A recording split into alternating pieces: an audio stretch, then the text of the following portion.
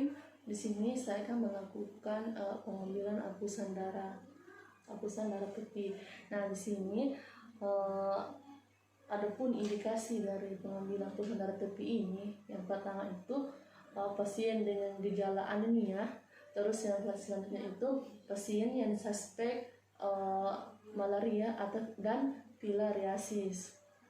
Selanjutnya itu kita akan melakukan persiapan alat tambahan, di mana kita mempersiapkan alat tambahan. Di sini ada pulpen dan label, terus ada lancet, terus ada kaca objek, terus ada rak kaca objek, kemudian ada air mengalir, kemudian ada larutan metanol, dan ada larutan gensa. Setelah itu ada mikroskop, setelah itu ada sarung tangan atau handscoon. Nah, yang selanjutnya yang kita lakukan itu yaitu persiapan pasien. Pada persiapan pasien nanti di sini kita menjelaskan bahwa bagaimana langkah-langkah nanti tindakan yang akan dilakukan, terus apa tujuan dari prosedur yang kita lakukan. Selanjutnya itu kita menjelaskan mengenai resiko kemungkinan yang akan terjadi pada saat kita melakukan pemeriksaan. Setelah itu kita akan memberikan jaminan akan menjaga kerahasiaannya. Selanjutnya itu kita akan meminta persetujuan dari pasien. Langkah selanjutnya yaitu kita akan melakukan pengambilan darah tepi. Nah, yang pertama-tama itu yang kita lakukan yaitu kita menulis dulu di kaca objek itu identitas pasien, di mana terdiri dari nama, umur, jenis kelamin, terus nomor registrasi atau nomor rekam medis, dan tanggal pengambilan spesimen. Selanjutnya kita melakukan cuci tangan dan memakai handscoon.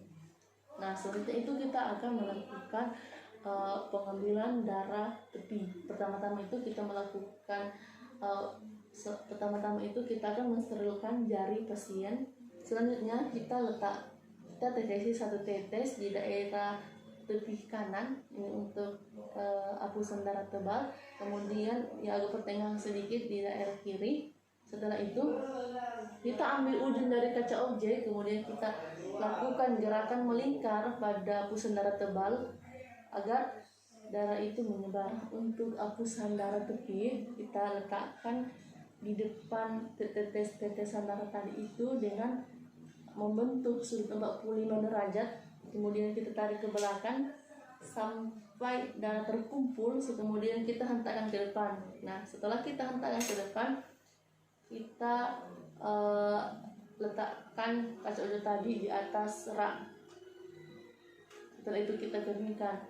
Nah, selanjutnya kita akan melakukan fiksasi untuk darah tepi itu di dalam larutan metanol. Kita fiksasi itu dengan pelan-pelan agar darah tebal tidak ikut terfiksasi.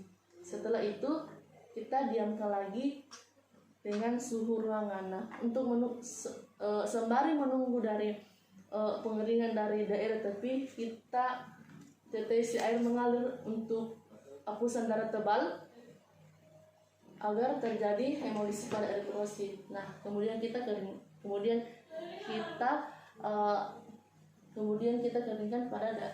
dengan suhu kamar. Setelah kering, kita selanjutnya ambil larutan gensa, kemudian kita mengambil pipet tetes, kita buka, kemudian kita tetesi beberapa tetes larutan gensa.